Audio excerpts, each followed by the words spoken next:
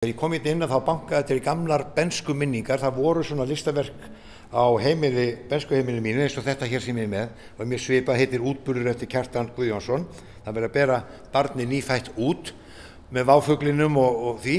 En þetta listaverk þarna heitir Röndótt fjarvera, hundurinn er takmarkalaust undirgefinn og eigandinn er svo upp yfir hann hafinn andlega að stóllinn nær upp úr listaverkinu.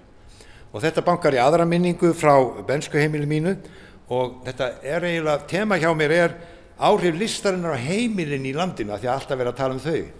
Og þetta var listaverk sem systir mín, henni stóð alltaf stuggur á þessu listaverki, mér sló stuggur á þessu hérna listaverki sem er Öskubakki, sem lærisveinn Heinrichs Himmlers, þeir voru tveir sem fóru til Dachau í Þýskalandi, þar sem voru svakalegustu fangabúðina þá 1978 til að nema mótasmíði og höggmyndalist.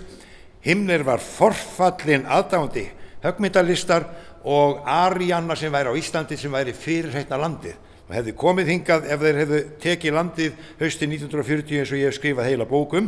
En hann gaf föður mínu þetta og þetta er hrollvekjandi, við tökum þetta niður á jólunum vegna þess að þetta er merki SS-sveitanna vantar bara borðan yfir hökuna.